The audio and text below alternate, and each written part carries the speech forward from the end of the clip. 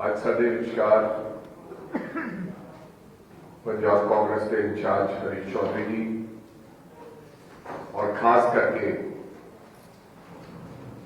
सुप्रिया श्रीनेत जी जिन्होंने आज थानू संबोधन करना है। पूरे देश भर के आज कांग्रेस पार्टी प्रेस कॉन्फ्रेंस कर रही है। जिस प्रकार जो घटनाक्रम राहुल जी को लैके उन्होंने सदस्यता को लैके होया, किस प्रकार उन्होंने केस के राही 2 साल की सजा की और नाल उन्होंने डिस्क्वालीफिकेशन हुई। उहदे साडे नाल साडे सीनियर लीडर भी है, सुप्रिया जी थानू विस्तारपूर्वक दसणगे कि किवें ये घटना को अंजाम देना है। बेनती करूंगा कि सुप्रिया जी थानू संबोधित करें। Thank you. Thank you very much. आप सबको मेरा सत श्री अकाल। सम्मानित मंच और यहां पर आए हुए मेरे मीडिया के साथियों, मैं आपको पहले एक कहानी सुनाना चाहती हूं और उस कहानी से आप निष्कर्ष निकालिए कि क्या अन्याय हुआ है, क्या मिस्टीरियस सर्कमस्टेंसेस थे या नहीं थे। एक प्रोसेस होता है रिवर्स इंजीनियरिंग। आपको पता है रिजल्ट मुझे ये चाहिए तो मैं पीछे के कदम बनाना शुरू करता हूं। रिवर्स इंजीनियरिंग के इस प्रोसेस पे मोदी सरकार ने मन बना लिया था कि राहुल गांधी जी की सदस्यता को रद्द करना है, सदस्यता को खत्म करना है। और वो मन तब बना जब 7 फरवरी 2023 को राहुल गांधी जी ने 50 मिनट के अपने संबोधन में नरेंद्र मोदी और गौतम अडानी की कलई खोलकर रख दी, उनका बेनकाब कर दिया, उस सच्चाई का पर्दाफाश कर दिया जो आज सारा देश पूछ रहा है। यह रिश्ता क्या है अडानी और मोदी का, और अडानी पर इतने मेहरबान क्यों है मोदी और जांच क्यों नहीं कराते हैं। रिवर्स इंजीनियरिंग ये थी कि हमें इनको डिस्क्वालीफाई करना है, इनकी सदस्यता रद्द करनी है, क्योंकि जब जब ये सदन में बोलेंगे तब तब और पर्दाफाश होगा। तो रिवर्स इंजीनियरिंग में रिजल्ट पता था, अब उसके लिए ट्रिगर चाहिए था। ट्रिगर क्या हो सकता है? एटलीस्ट 2 साल की सजा इनको मिले जिससे कि इनकी सदस्यता रद्द हो जाए, ये ट्रिगर था। अब उस ट्रिगर के लिए एक ऐसा केस चाहिए था कि वो काम तुरंत हो जाए।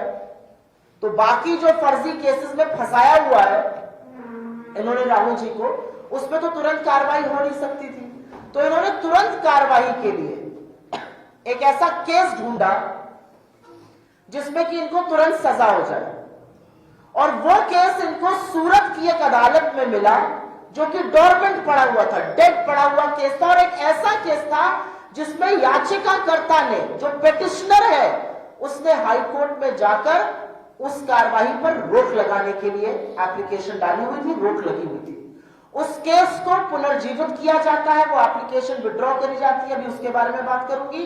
15 से 20 दिन के अंदर सारी कार्रवाई हो जाती है, जजमेंट रिजर्व हो जाता है और 23 मार्च को जजमेंट आता है। और जजमेंट आता है 2 साल की सजा का। ये अनप्रेसिडेंटेड है इंडिया की न्यायपालिका, इंडिया की जुडिशियल हिस्ट्री में आज तक अवमानना के लिए जिस जुर्म में उनको फंसाया जा रहा था, उसके लिए कभी भी 2 साल की सजा नहीं मिली है। लेकिन ये 2 साल की अगर सजा नहीं मिलती तो राहुल गांधी को डिस्क्वालीफाई ये नहीं कर पाते। अगर सजा 1 साल 11 महीने 29 दिन की होती तो राहुल गांधी जी का डिस्क्वालिफिकेशन नहीं होता। तो मैं आपके सामने ये कहानी इसलिए बयां कर रही हूं क्योंकि रिजल्ट जो मोदी सरकार चाहती थी वो था कि राहुल गांधी जी सदन में ना रहे, उनकी सदस्यता रद्द करी जाए, और सारा स्वांग रचा गया कि कैसे उस निष्कर्ष पर पहुंचा जा सके।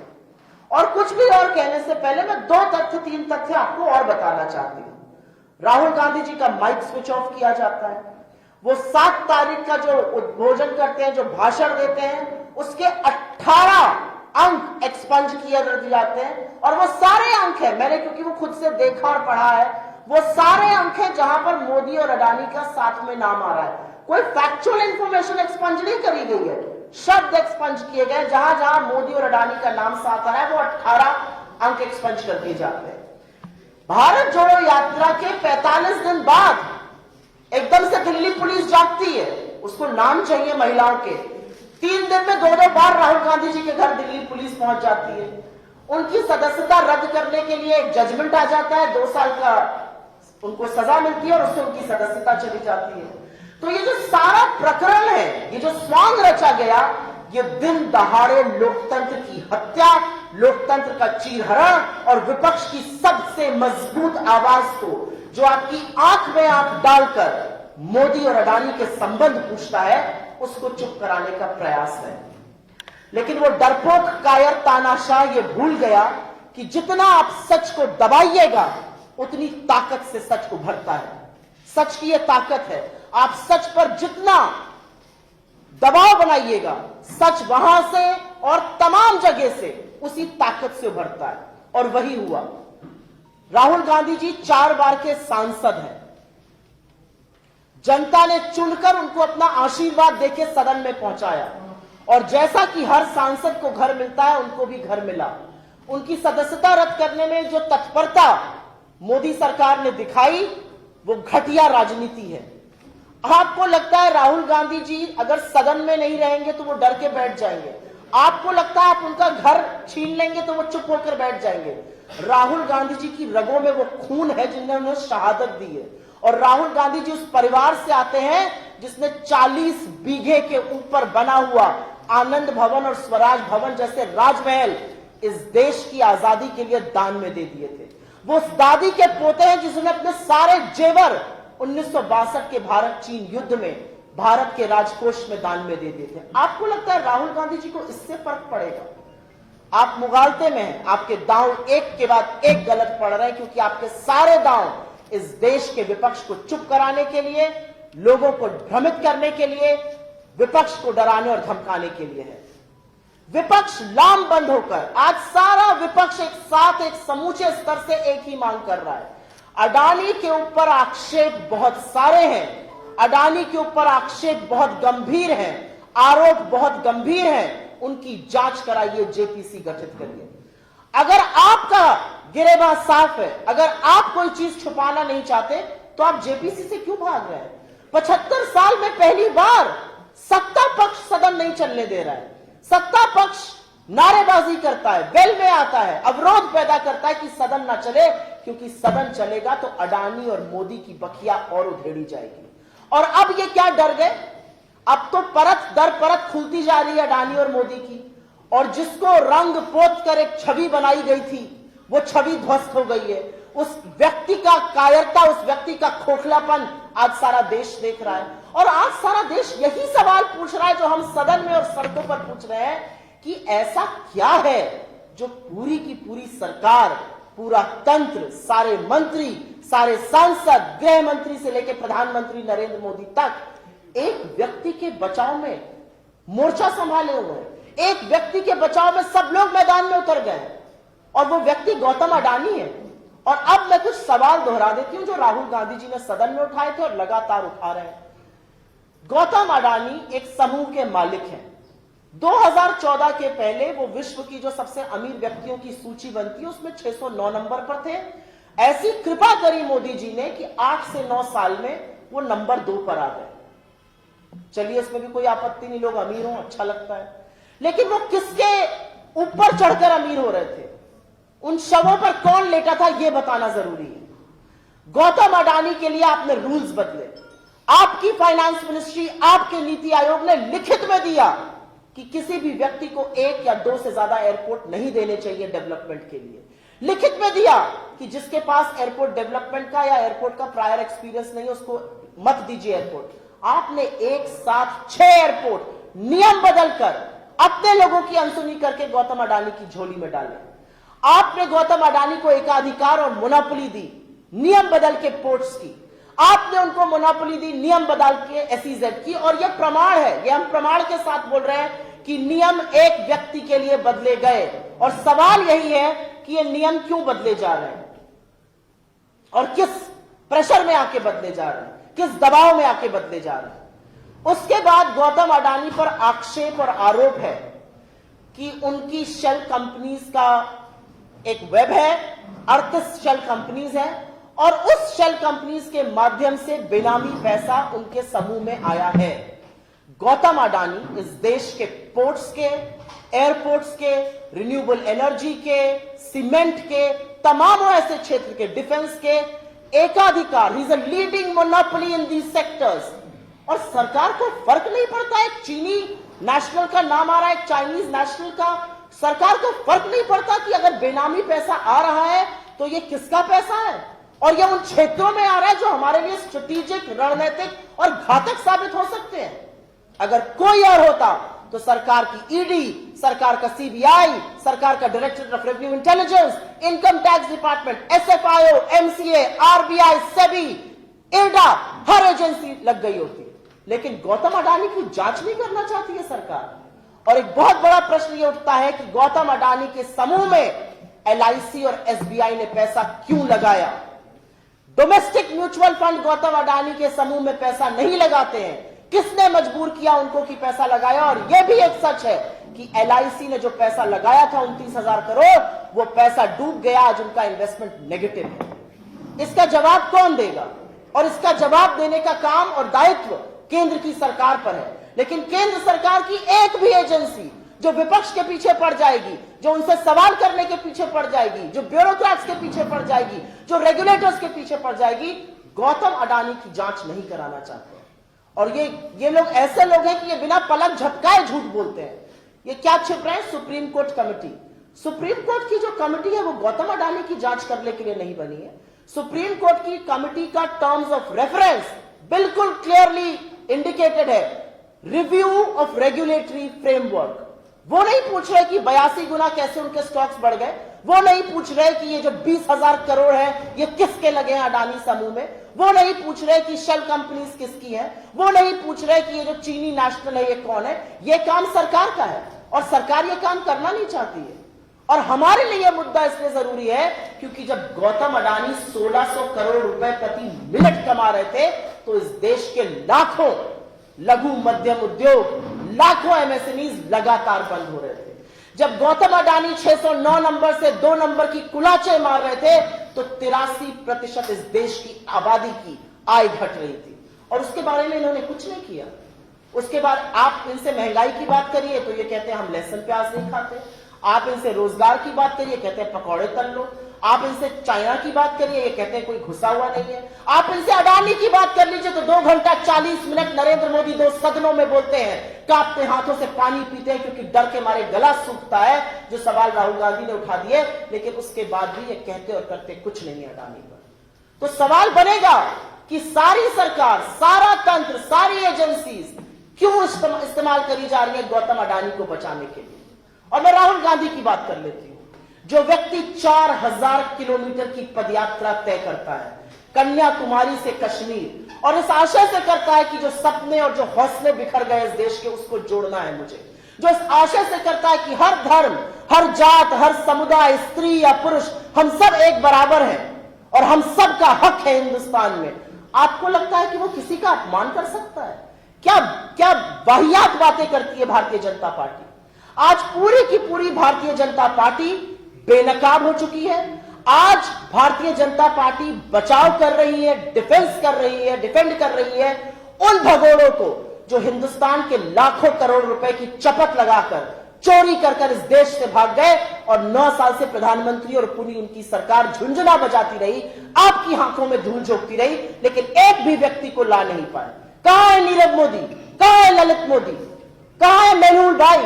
क्यों नहीं ये लोग वापस देश लाए जा पा रहे हैं? क्योंकि कहीं ना कहीं सबकी साठ गांठ है, कहीं ना कहीं जिसको इस देश की हिफाजत करनी थी, जिसको इस देश के लिए खड़ा रहना था, वो इन चोरों की हिफाजत कर रहे हैं।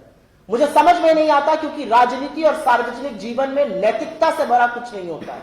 क्या सरकार की नैतिकता है कि आप भगोड़ों को आज बचाव कर रहे हैं, आप चोरों का बचाव कर रहे हैं, आप गौतम अडानी के उन आक्षेपों का बचाव कर रहे हैं जिसमें कहा जा रहा है कि वो बेनामी पैसा इस देश में ला रहे हैं, उसमें चीनी लोग इन्वॉल्व है।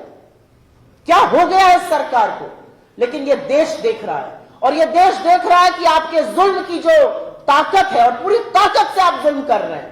आप राहुल गांधी के ऊपर अपनी पूरी ट्रोल आर्मी छोड़ते हैं, वो कहते हैं मुझे फर्क नहीं पड़ता, मैं आपसे सीखता हूं। आप राहुल गांधी के ऊपर अपने सारे के सारे सांसद और मंत्री छोड़ देते हैं, वो अनर्गल झूठ बोलते हैं। यूके में उन्होंने ये कहा, यूके में उन्होंने वो कहा, उनको सदन में आकर बात करनी चाहिए। लिखित In writing, he has asked for permission from the speaker. In writing twice, मुझे सदन में बोलने का मौका दिया जाए। मिलकर बोला स्पीकर से, मुझे सदन में बोलने का मौका दीजिए, और स्पीकर उसे हंस के कहते हैं वो मैं कर नहीं सकता हूं, मेरे साथ एक कप चाय पी लीजिए। क्यों नहीं कर सकते स्पीकर? क्योंकि सबको पता था कि अगला भाषण फिर अडानी पर होगा और फिर बखिया उधेड़ी जाएगी नरेंद्र मोदी और गौतम अडानी की। तो सबसे अच्छा है संसद ही मत चलने दो, सदस्यता रद्द कर दो। और इस तरह के जुल्म राहुल गांधी के लिए नए नहीं है। आपके ट्रोल, आपके मंत्री, आपका तंत्र, आपकी एजेंसी क्या उन्हें भयभीत कर सकते हैं?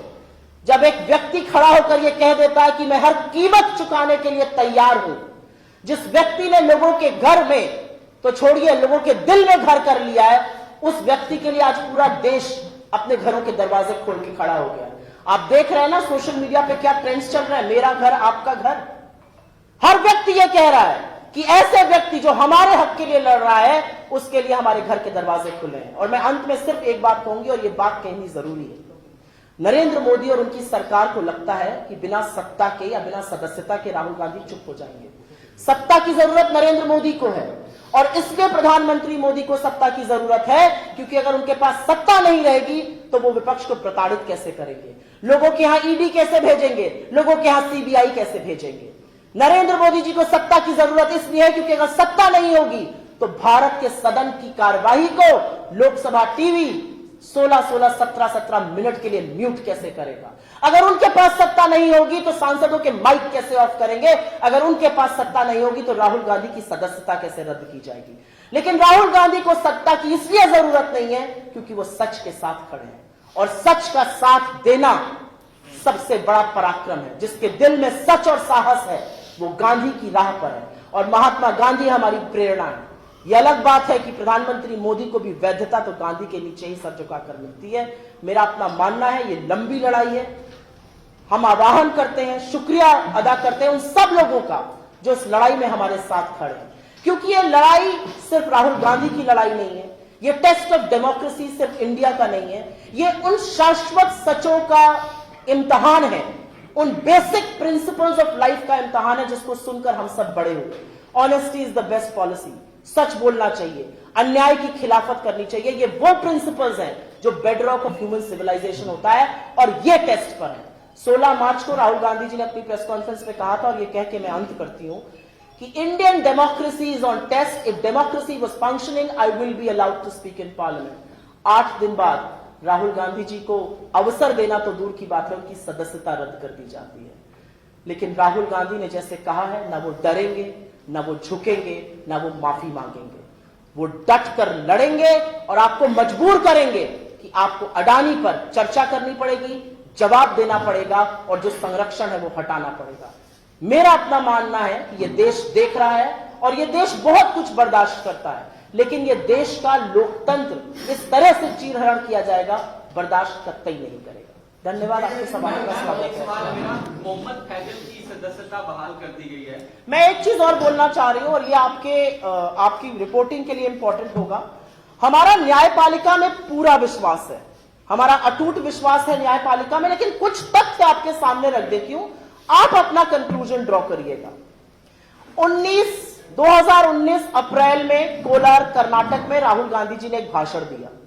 उसका केस पूर्णेश भूतवाला, उसका नाम भूतवाला था, उसने बाद में अपना नाम बदल के पूर्णेश मोदी कर दिया, जो याचिका करता है। वो केस दायर करते हैं सूरत की गुजरात के कोर्ट में। वो केस दायर होता है 2021 में। राहुल जी वहां जाते हैं इन पर्सन, अपना वक्तव्य, अपना जो भी डिफेंस था वो रिकॉर्ड कराते हैं। मजिस्ट्रेट दवे उस टाइम पर उस केस को देख रहे थे। फाइनल आर्ग्यूमेंट्स का टाइम आता है, एकदम से पूर्णेश भूतवाला अर्थात पूर्णेश मोदी अहमदाबाद के कोर्ट पहुंच जाते हैं, और अहमदाबाद के कोर्ट में वो जाकर कहते हैं कि मेरी जो अदालत में कार्रवाई चल रही है उस पर स्टे लगा दीजिए। यह याचिकाकर्ता ने किया, यह हमने नहीं किया है। स्टे मिल जाता है, कार्रवाई जो है स्थगित हो जाती है सूरत की अदालत में, यह केस डॉर्मेंट हो जाता है। 7 फरवरी को राहुल गांधी जी भाषण देते हैं सदन में। अब 2023 में आ चुके हैं हम लोग। 7 फरवरी को राहुल गांधी जी भाषण देते हैं सदन में, और नरेंद्र मोदी जी और गौतम अडानी जी की बखिया उधेड़ कर रख देते हैं, और सारे देश के सामने सच सामने आ गया कि कहां किसके तार जुड़े हुए हैं। 7 फरवरी के 9 दिन बाद 16 फरवरी को पूर्णेश बूथवाला अर्थात पूर्णेश मोदी वापस अहमदाबाद हाईकोर्ट जाते हैं और कहते हैं कि जो मैंने स्टे की एप्लीकेशन दी थी, जिसके बदौलत स्टे लगा हुआ था, वो एप्लीकेशन में विथड्रॉ कर रहा हूं। 9 दिन बाद उस स्पीच के वो एप्लीकेशन विथड्रॉ होती है। नए मजिस्ट्रेट वर्मा, जिनका अभी अभी प्रमोशन हुआ है, उसके बाद जब उन्होंने वो जाते हैं, ये पूरा मामला दोबारा से शुरू होता है। 22 फरवरी 2023 को ये मामला पुनः सुना जाता है, फाइनल राउंड्स ऑफ आर्ग्यूमेंट होता है, जजमेंट रिजर्व हो जाता है और 23 मार्च को जजमेंट आता है कि राहुल गांधी गिल्टी है, कन्विक्टेड है। और जो सेंटेंसिंग है, जो सजा है, वो मैक्सिमम पॉसिबल सजा दी गई है। ये भारत के कानून में आज तक कभी और कहीं नहीं हुआ है। तो ये कुछ तथ्य और तारीखें हैं जो आपको मैंने रख दी है।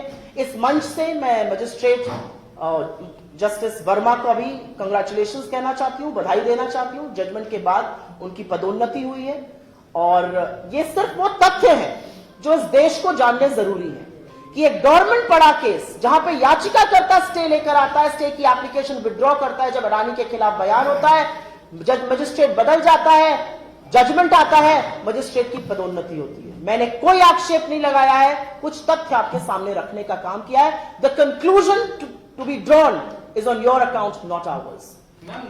I'll go one by one. Please wait. मैं एक सवाल पूछना चाहता हूँ और मैं पंजाब केसरी से हूँ, यहाँ अश्विनी मेरा नाम है। लगातार आप लोग अडानी वाले मामले को लेके कांग्रेस अग्रेसिव है और वो कह रही है कि राहुल गांधी ने जो अडानी को संसद में उठाया उसके बाद ये सब कुछ हुआ। इसके साथ ही विपक्ष भी, मतलब जो सत्ता पक्ष है, वो भी एक कांग्रेस लेके है। का भी तो था अडानी के साथ इस चीज को, जबकि ऑलरेडी पैरेलल अडानी के साथ इनके भी संबंध है, आपके भी संबंध है, इस पे आप ये सारी बातें ध्यान भटकाने के लिए हैं।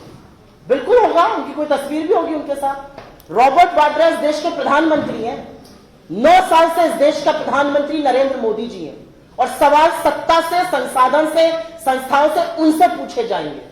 रॉबर्ट वाड्रा ने तो 609 नंबर से 2 नंबर पर नहीं ले आए गौतम अडानी जी को। रॉबर्ट वाड्रा जी ने तो मुझे नहीं लगता कि उड्डयन मंत्रालय के रूल्स बदलकर उनको 6 एयरपोर्ट दे दिए, जबकि फाइनेंस मिनिस्ट्री और नीति आयोग ने आपत्ति जताई थी। मुझे नहीं लगता श्री वाड्रा ने उनके लिए एसईजेड और पोर्ट्स के रूल बदले। मुझे नहीं लगता कि उन सब लोगों के खिलाफ ईडी और इनकम टैक्स और सीबीआई के केसेस कर दिए गए, फिर वो केसेस एनसीएलटी में चले जाते हैं, एनसीएलटी से वो एसेट बिकते हैं और वो सब गौतम अडानी की गोदी में आ जाते हैं। मुझे तो नहीं लगता कि उनका ये पावर भी है और वो सत्ता में भी है कि ये सब कर सकते हैं। तो जिसने ये किया, सवाल तो उसी से पूछा जाएगा ना। आप तमाम तस्वीरें दिखाते रहिए, क्या तस्वीरें लोगों को चुप करा देंगी? और मुझे ऐसा लगता है कि ये कहीं पर भाजपा का नैतिक दिवालियापन तो दिखाता है, ये मानसिक दिवालियापन भी दिखाता है कि आपकी तस्वीरें, हाँ है तस्वीर, लेकिन 9 साल से सत्ता में आप हैं। आपके रहमो करम के चलते जो हुआ है गौतम अडानी के साथ, वो हुआ है। आपके रहमो करम के चलते आज सवाल पूछा जा रहा है कि 20,000 करोड़ किसके हैं, कहां से आए अडानी की कंपनी में। ये तो श्री वाड्रा नहीं ला सकते। तो मुझे लगता है कि यह बेमानी बात है और यह सिर्फ मुद्दे से भटकाने की बात है। लेकिन एक्चुअल प्रॉब्लम क्या है कि जो कायर होता है ना, जब वो झूठ भी बोलता है तो अपनी और बखिया उधेड़ता है, और वही काम हो रहा है। मैडम, सांसद मोहम्मद फैजल की जो सदस्यता रद्द की गई थी उसको बहाल कर दिया गया। वो पहले हाईकोर्ट में, उसके बाद सुप्रीम कोर्ट में उनकी सदस्यता बहाल कर दिया। तो राहुल गांधी भी इस तरह का कोई स्टेप लेने वाले हैं कि निचली अदालत ने जो फैसला लिया उसके खिलाफ?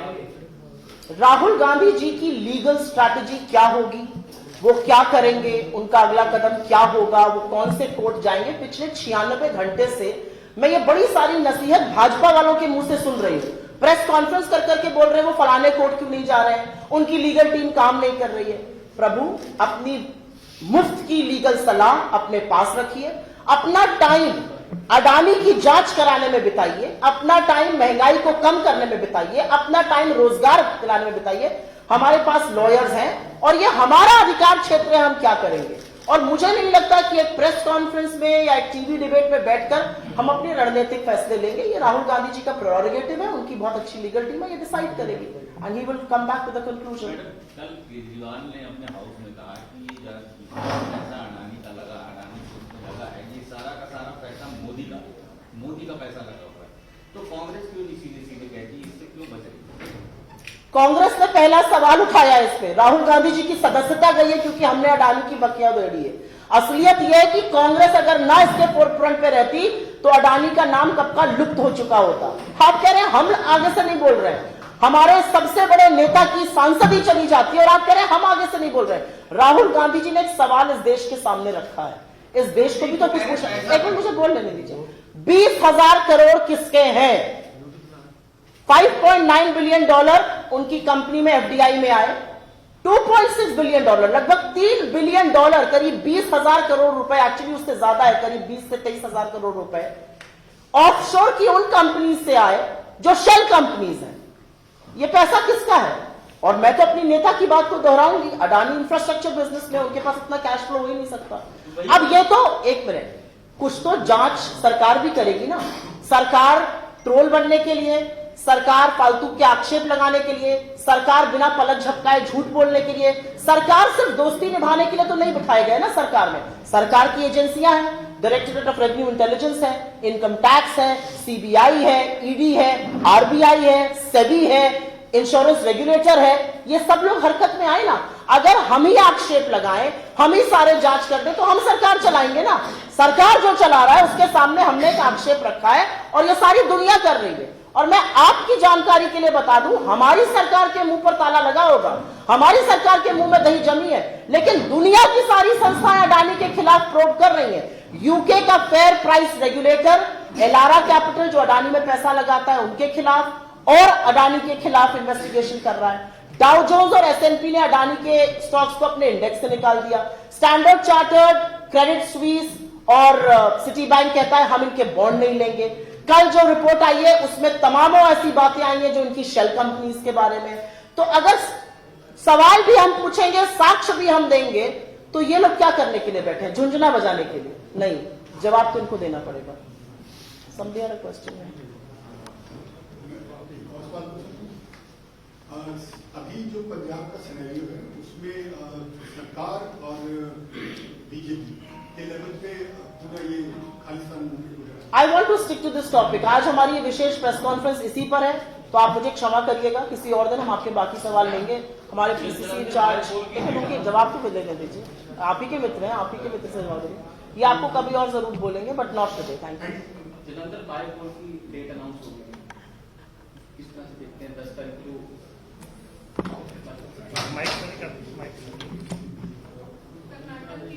सर माइक सर माइक कर लो सर, माइक को आ जाएंगे, क्या आ जाएंगे? चंगी गल है कि जलंधर बायपोल की जगह डेट है अनाउंस हुई है, मेरे ख्याल 10 में डेट अनाउंस हुई है और सानू पूरी उम्मीद है कि इस बारी जड़ा मैंडेट है वो कांग्रेस पार्टी ਨੂੰ, क्योंकि सारे बहुत ही सत्कारयोग लीडर चौधरी संतोख सिंह जी उतो मैंबर ऑफ पार्लियामेंट से 2 बारी, और पूरी उम्मीद है कि हुण जी टिकट है कांग्रेस पार्टी ने धर्मपत्नी उन्होंने धर्मपत्नी को दी है और कांग्रेस पार्टी की पूरी तैयारी है और मैनू पूरी उम्मीद है कि असी जिहड़ा यह बाय इलैक्शन है बड़े मार्जिन के नाल कांग्रेस पार्टी जिते। मैं आपने क्योंकि कर्नाटक पर पूछा तो कर्नाटक पर बोलना जरूरी है, क्योंकि कर्नाटक की जो सरकार है वो इस देश की सबसे भ्रष्ट सरकार है, 40% कमीशन खोरी की सरकार है। उनके सीएम को पे सीएम कह दिया जाता है। उनके कार्यकर्ता ये कहकर खुदकुशी करते हैं कि मुझसे भी 40% वसूली हो रही है। कॉन्ट्रैक्टर एसोसिएशन मोदी जी को बार बार चिट्ठी लिखती है। कर्नाटक जो सबक सिखाएगा वो लोकतंत्र का परचम लहराएगा। और मैं आपको एक बात और बता दूं, आपने अडानी पर एक सवाल पूछा था। आपका और मेरा पैसा भी जो ईपीएफ में लगा है वो अडानी के स्टॉक में लगा है। चिंता आपको भी करनी चाहिए मेरे भाई, बड़ी गहन चिंता की बात है। ईपीएफ में लगा जो पैसा होता है वो हर व्यक्ति या तो घर खरीदने के लिए, रिटायरमेंट के लिए, लड़के की पढ़ाई के लिए, बच्चों की शादी के लिए, ऐसी चीजों के लिए लगता है। लेकिन अब पता चल रहा है कि भैया वो पैसा भी अडानी के स्टॉक में लग गया। वो कितना डूबा है, क्या हुआ हम नहीं जानते, लेकिन असलियत यह है कि आपका और मेरा पैसा भी दांव पर लगा है। सजग होइए, सोचिए इस बारे में। आपने कर्नाटक की बात करी है तो पंजाब से भी टिप्पणी तो चाहिए, पंजाब में आए हैं, पंजाब आप ये दे देंगे ना, वेट दे देंगे। आपसे चाहिए नहीं नहीं, not from We'll give it. Punjab में मैं I am here to do a special press conference. I hope you will appreciate that. नहीं पंजाब में मैं लेने के लिए बैठा हूँ ਰਾਹੁਲ ਜੀ ਆਪਾਂ ਰੋਜ਼ ਹੀ ਕਰ ਰਹੇ ਹਾਂ ਉਹਦੇ ਤੇ ਗੱਲ ਯਾਰ ਜੇ ਉਹ ਸਪੈਸ਼ਲੀ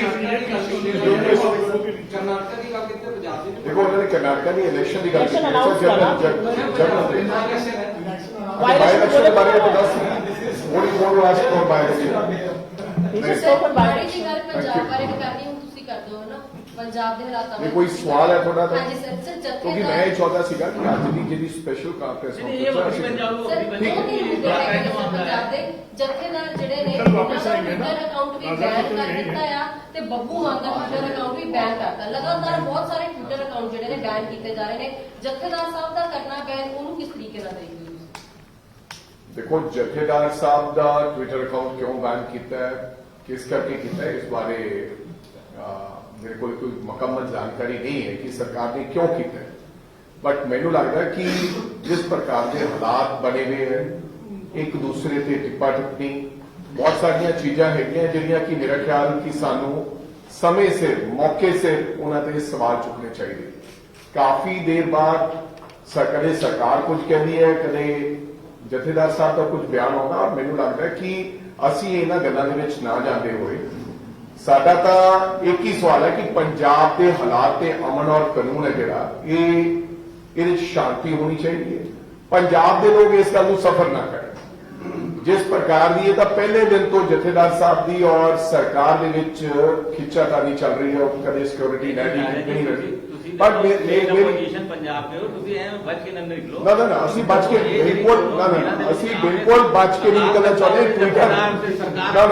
आज तो ये प्रेस कॉन्फ्रेंस दूसरे मुद्दे पे है ना उसको क्यों आप अगर सुनिए ट्विटर अकाउंट किसी व्यक्ति का भी ना केवल जथेदार जी का बहुत सारे प्रेस कर्मचारियों के भी ट्विटर अकाउंट बंद किए गए ਅਸੀਂ ਉਦੋਂ ਉਹਨਾਂ ਦੇ ਖਿਲਾਫ ਹੱਕ ਦੇ ਵਿੱਚ ਲਿਖਿਆ ਕਿਸੇ ਵੀ ਵਿਅਕਤੀ ਦੀ ਨਾ ਕੇਵਲ ਜਥੇਦਾਰ ਜੀ ਦੀ ਕਿਸੇ ਵੀ ਵਿਅਕਤੀ ਜੀ ਨੂੰ ਦੀ ਆਵਾਜ਼ ਦਬਾਉਣਾ ਕਾਂਗਰਸ ਪਾਰਟੀ ਤਾਂ ਹਮੇਸ਼ਾ ਲੜਦੀ ਆਈ ਹੈ ਇਸ ਗੱਲ ਦੇ ਖਿਲਾਫ ਆ ਰਾਹੁਲ ਗਾਂਧੀ ਜੀ ਦੀ ਆਵਾਜ਼ ਦਬਾਈ ਜਾ ਰਹੀ ਹੈ ਨਾ ਅਸੀਂ ਲੋਕਤੰਤਰ ਤੇ ਵਿਸ਼ਵਾਸ ਰੱਖਦੇ ਹਾਂ ਅਸੀਂ ਇਹ ਚਾਹੁੰਦੇ ਹਾਂ ਕਿ ਕਿਸੇ ਵਿਅਕਤੀ ਦੇ ਮਨ ਦੇ ਵਿਚਾਰ ਹੈ ਉਹ ਕੋਈ ਵੀ ਆਪਦੇ ਵਿਚਾਰ ਰੱਖ ਸਕਦਾ ਲੇਕਿਨ ਉਹਦੀ ਆਵਾਜ਼ ਦਬਾਉਣ ਦਾ ਕਿਸੇ ਸਰਕਾਰ ਨੂੰ ਕੋਈ ਹੱਕ ਨਹੀਂ ਚਾਹੇ ਉਹ ਕਿਸਾਨਾਂ ਦੇ ਟਵਿੱਟਰ ਅਕਾਊਂਟ ਬੰਦ ਹੋਏ ਚਾਹੇ ਉਹ ਜਥੇਦਾਰ ਜੀ ਦੇ ਹੋਏ ਚਾਹੇ ਉਹ ਕਿਸੇ ਹੋਰ ਵਿਅਕਤੀ ਦੇ ਅਸੀਂ ਇਸ ਗੱਲ ਦੇ ਹੱਕ 'ਚ ਨਹੀਂ ਹਾਂ ਅਸੀਂ ਇਸ ਗੱਲ ਦੇ ਹਾਮੀ नहीं है चलो पर मैं एक बात जरूर कहना चाहती हूँ अगर आपकी परमिशन हो राजा भाई अब आपने क्योंकि बात छेड़ ही दी है तो एक बात यहाँ पे कहनी जरूरी है पंजाब के चुनाव के दौरान एक ही व्यक्ति ने सवाल उठाया था कि बड़ा डेंजरस है यहाँ पर कुछ भी हो जाना ये बॉर्डर क्षेत्र है ये बॉर्डर क्षेत्र है यहाँ पर शांति बहाल होना सुरक्षा बहाल होना जरूरी है जिम्मेदार लोगों को बिठाइए ये आपको याद है किसने कहा था ये मेरे नेता राहुल गांधी ने कहा धन्यवाद।